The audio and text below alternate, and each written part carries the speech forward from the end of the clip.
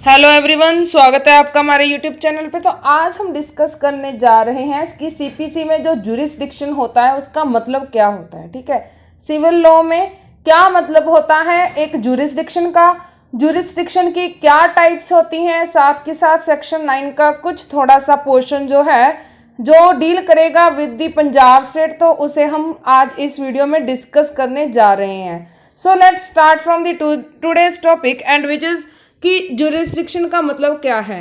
अधिकार क्षेत्र आपने पहले भी सुना होगा।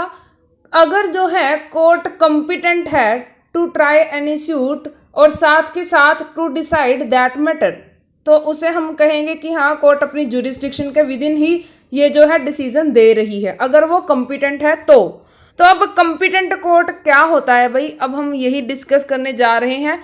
अ court is competent to try a suit according to the following ways. मतलब अब हम डिस्कस करेंगे कि कितने टाइप्स की होती हैं जो जुरिस्डिक्शन। सबसे पहले हम देखते हैं कि टेरिटोरियल जुरिस्डिक्शन क्या है। ठीक है, a court is competent to try a suit relating to immovable property. हमने आपको इस पॉइंट को क्लियर करने के लिए एक एजम्पशन ली है जिसमें हम सिर्फ और सिर्फ इमूवेबल प्रॉपर्टी की ही बात करेंगे। ठीक है, तो कोर्ट जो है वो कॉम्पिटेंट है टू ट्राई द सूट किसी भी इमूवेबल प्रॉपर्टी के regarding within whose jurisdiction of local limits the disputed immovable property is situated. ठीक है, तो मान लीजिए एक डिस्प्यूट है ए एंड बी में। ठीक है, ए जो है वो है कपूरथला से और साथ के साथ बी जो है वो लुधियाने से। पर अब जो है वो डिस्प्यूटेड प्रॉपर्टी इमूवेबल प्रॉपर्टी कहाँ पर है, अमृतसर में। तो टेरिटोरियल जुरिस्डिक्शन के हिसाब से अब हम देखें तो कौन सी जुरिस्डिक्शन में किस कोर्ट में फाइल होगा वो सूट, वो होगा अमृतसर की कोर्ट में। क्यों? क्योंकि वो डिस्प्यूटेड इमूवेबल प्रॉपर्टी जो है सिचुएटेड है with in the local limits of the Amritsar court. ठीक है, अमृतसर की सिविल कोर्ट में फाइल होगा और इसे ही कहते हैं टेरिटोरियल जुरिस्डिक्शन। तो अब हम देखते हैं pecuniary jurisdiction. A competent court to try a suit relating to an immovable property who has jurisdiction competent over the value of the immovable property। ठीक है, तो मान लीजिए हम यहाँ पर एक एग्जाम्पल से आपको बताने की कोशिश कर रहे हैं कि अब कोर्ट है अमृतसर में, ए कोर्ट किसी ए जज की कोर्ट है, तो उसकी जो जुरिस्डिक्शन है कि वो सिर्फ और सिर्फ 10 लाख तक के केस ही सुन सकता है, जबकि बी कोर्ट वाला जो है सिर्फ और सिर्फ 50 लाख के ही केस सुन सकता है एंड सी कोर्ट वाला जो है सिविल जज वो सिर्फ और सिर्फ मतलब 50 लाख के ज़्यादा जो है उसके केस सुन सकता है। अब इस अकॉर्डिंग हम देखेंगे कि क्या है उस इमूवेबल प्रॉपर्टी की वैल्यू। अगर जो है उस इमूवेबल प्रॉपर्टी की वैल्यू 50 लाख से ज़्यादा है तो हम कौन सी सिविल कोर्ट में फाइल करेंगे, सी वाली सिविल कोर्ट में जो है अमृतसर की सिविल कोर्ट, वहां पर हम अपना सूट फाइल करेंगे। तो यही है pecuniary jurisdiction of the court. ठीक है, तो अब हम देखते हैं a court is competent to try a suit relating to an immovable property which has both territorial as well as pecuniary jurisdiction.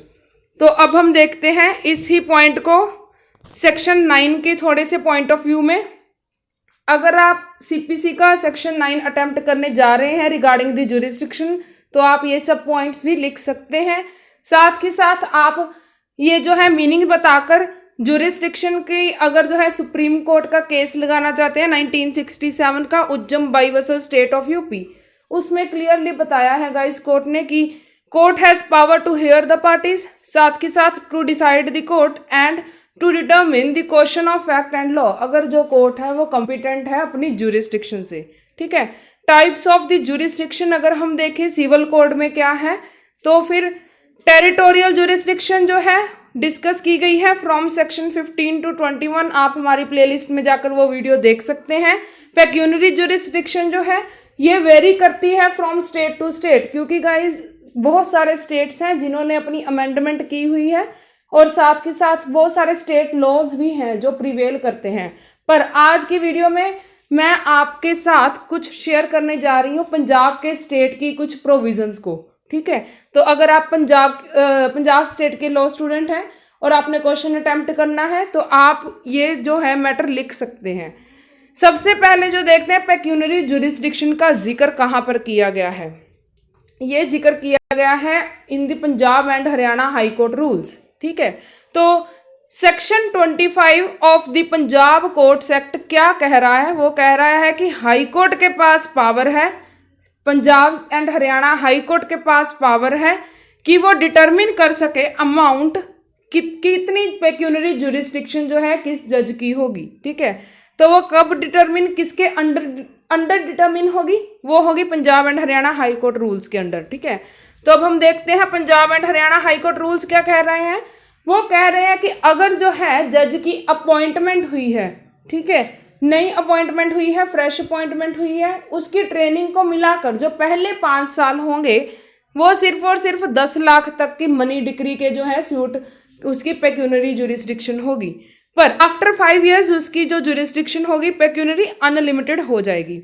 Features आप लिख सकते हैं पंजाब कोर्ट्स एक्ट के क्या हैं। ये बताता है कि कौन सी होगी प्रिंसिपल सिविल कोर्ट। ठीक है, तो डिस्ट्रीब्यूशन कैसे होगी business in the among the cases among the courts. ठीक है, एडमिनिस्ट्रेशन कैसे होगा, साथ के साथ अपील, रेफरेंस, रिव्यू, रिवीजन। आप हमारी प्लेलिस्ट में जाकर वो वीडियोस भी देख सकते हैं।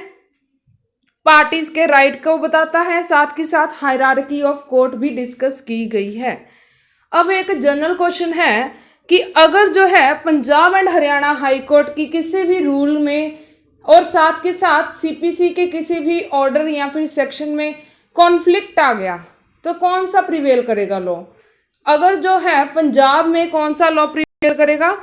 Punjab and Haryana high court rules जो है वो प्रिवेल करेंगे। तो आई होप आपको हमारी आज की वीडियो पसंद आई होगी। तो अगर आपको कंसेप्ट की क्लैरिटी हो गई हो तो please like, comment, share and subscribe my channel. Thank you.